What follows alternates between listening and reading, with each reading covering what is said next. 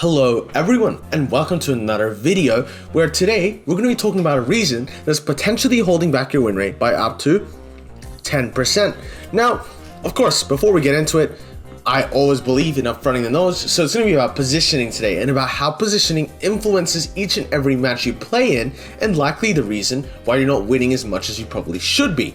Now, of course, if you like the idea, if you like the topic, smash that like button. Let's try to get to 200 likes today. I think it'll be super PogChamp, but if we don't, it's okay. Sub to the channel, and of course, leave a comment down below if you learned anything or if you want to learn anything else. All right, let's get started.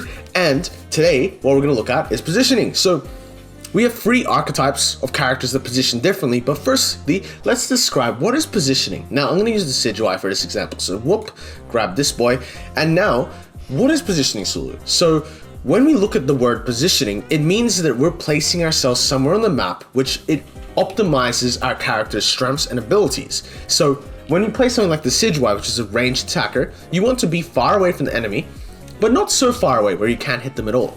You're sort of like chipping away at them. You're throwing an arrow into a castle, hoping to hit someone, right? The idea is that you stay far away, that they can't attack you, but you can attack them, and eventually you'll end up winning this poke war, basically, is what it's called. And positioning always just refers to the idea of understanding what you want to do as your character, and then playing the character, putting it in a position where it can achieve that goal the most optimally, without a high risk to itself. And something like the Decidueye, so this will be our attacker idea, is going to probably hide into this area of the map, maybe be going down a little bit here, maybe going down a little bit here. You try not to push over your half of the map because you're going to be very easily punished once you walk over. So when we look at these characters, so now that we're looking at positioning in this idea, yes, if you're playing the Decidueye and you're winning hard, maybe you can probably be around here, but when you're throwing arrows, you can throw arrows there. But if you go any further, you're not gaining anything. And if anything, you're actually exposing the poor Decidueye to more risk. And when you expose your character to more risk, you're more likely to get assassinated, jumped on, and taken down. And in this case, you'll end up losing the game a lot of the time. So this is why we're doing an education series on positioning, because bad deaths do occur because of the positioning and the lack of awareness that players can sometimes have when playing against certain matchups. So let's continue to explore.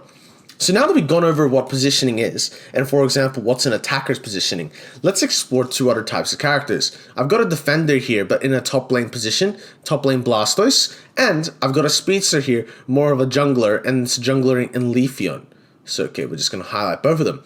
They have very different patterns, and we're going to explain why positioning changes depending on what Pokemon you're playing, but also about the objective of the Pokemon. Some Pokemon share objectives, and other Pokemon don't. So, it's important to know what kind of Pokemon you're playing and what your ultimate goal is. Just like Leafeon and Decidueye, like, you don't want Leafeon to be standing so far back where it can't do anything. But it's the same thing with Decidueye, that you don't want Decidueye to be trying to ambush and flank them. So let's talk about Leafeon for a second. So Leafeon is a speedster, and it sort of fits into this class of assassins. Try to think of like something like Assassin's Creed and Enzo Martinelli. I don't know the name, but you guys get what I mean. You're hiding on top of these tall Italian roofs, and you're jumping down and one-shotting someone. That's your idea. You're able to surprise and ambush the enemy for the maximum impact of your character's role, which is a lot of damage over a short period of time, burst damage. So when you play something like Leafeon, how do we end up positioning at this Rayquaza and this final fight of the game? Because positioning does change how you play the game. And it's pretty simple. You want to become this stealthy assassin. You shouldn't be revealing yourself. A lot of things I see from speedsters is speedsters are very willing and happy to run into the enemy team in a frontal assault. Now you can imagine, this isn't a soldier coated in plate armor. This is a weak little Leafeon running straight into a team of big, heavy characters. They're gonna one-shot him. And it's going to be a poor day for Leafeon. So don't do that to your Leafeon, and don't be like the other players who I see do that. You need to be outside the box. You need to be like Enzo. You need to be hiding, and the master Italian assassin. So take it from the words of the Italian themselves, hide in bushes. This always helps a lot. Wait for your spacing. And of course, for the last tip in this section, it's all about creating confusion and fear. So we'll go back and I'll explain a little bit of these. So hiding in bushes is pretty simple. When you're hiding in bushes, you're going to be invisible, you're going to be a little bit safe, and you have a lot of options to, like, for example, you're in this bush, you can easily run it back this way. If you're in this bush, you can easily run back this way, and so on and so forth. Like pretty much every bush in the game, you can escape from with an easy escape pattern that will also benefit the vision that your character gets. Assassin doesn't work off just pure instinct alone. It's a lot of information. It's an information-based role. Gather the information by hiding in vital positions where you can see where the opponents are coming from and take them down appropriately. If I see 5 players stacked on top of each other, I'm less likely to go in that engage than majority of players, because I know that my character isn't going to kill them all, and I'm going to end up dying, and unless I'm going to do significant damage for a quick follow-up by a Decidueye or a Blastoise, I'm probably not going to find any KOs there, and it's probably going to lead to us losing. Pick your chances. You don't need to fight at the start of every fight. You can wait a second. You can position, you can creep around, you can start to create an angle which benefits you. It's all about surprise and confusion. There's a reason why, okay, like these assassins are wearing hoods and shuffling through a crowd and then quickly disposing of their target. They're not doing that for fun. They're doing that because confusion and disarray can work in multiple ways. You don't just need to be isolated and hidden, you can also be isolated and hidden in a big crowd. Not being identified in the big bulk and then coming out of the leaves to assassinate a target like a Cinderace or Delphox is going to be highly effective when you're playing something like Leafeon. And it's what I'm opening your minds to by suggesting, hey, look, wait for the chaos to ensue, wait for the fight to go down, and then when the guards have been dropped a little bit, when the thinking has been lowered a little bit and we're thinking all about our characters, yes, you jump in, execute the enemy team depending on the targets you need to take down, and then there you go, you're going to end up with a win. This is how you play Pokemon Unite and be more effective as a positional player. Like a lot of players are making that mistake where I just said, you're running in a straight line, you're wondering why you're not winning. It's because you're not creating advantages for yourself. You're not creating the angles to take on the enemy team. You're simply just running in a straight line.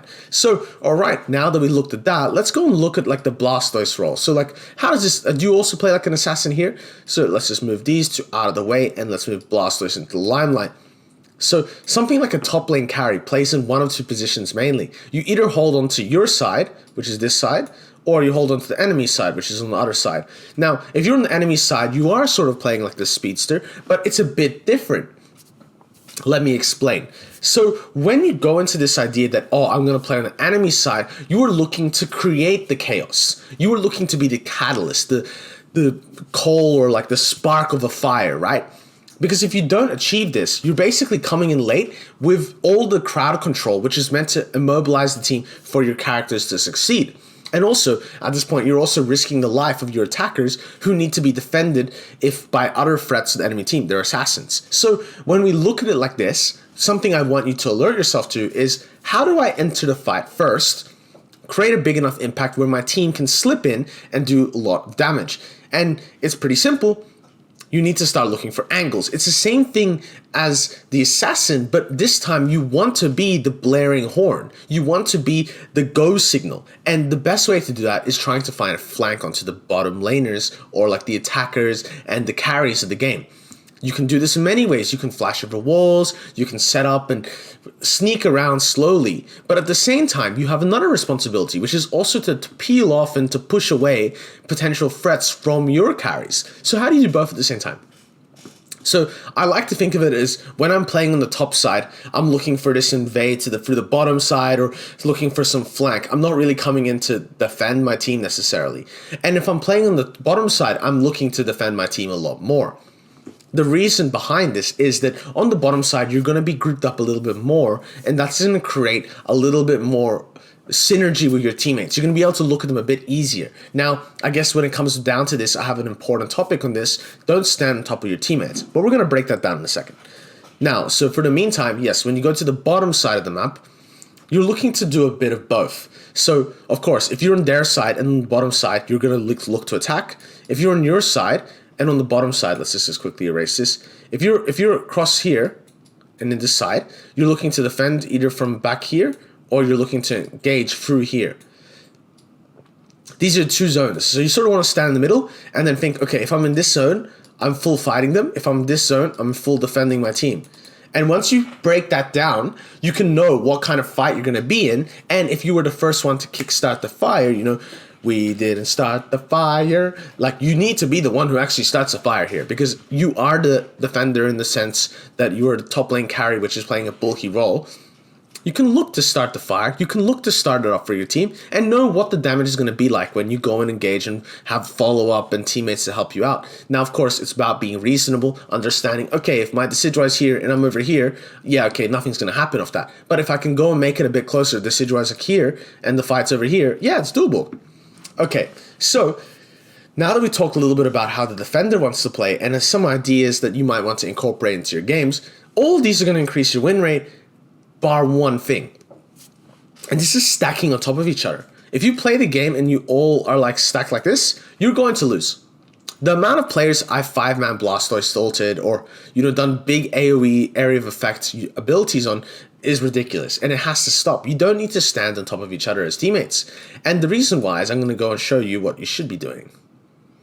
So like, if we were all to stand in an area, what I would like to do is introduce like this sort of pentagon system, that where one target is so far away, like you can hit all 5.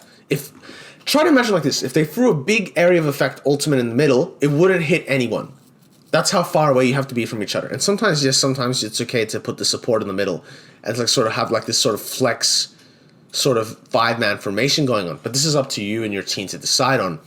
Or, you know, of course, hopefully when you play solo queue, you know, just hope that they stay away enough. Because if you get stunned by multiple targets, like your team gets multiple targets stunned, it's very bad. So the way we avoid this is by standing a little bit away from each other and keeping a calm, cool composure when we're playing the games. So the reason why this works a lot more is because you're going to see players who are stuck on top of each other because they're trying to defend their teammates. And in the end of the day, they're just dooming them to more crowd control, dooming them to more CC, dooming them to a tougher game. So do the favor to your teammates. Don't stand on top of them. Look at them. Pan your map to them. But yeah, keep a mind out for them. But also don't stand on top of them because you're going to end up ruining the game.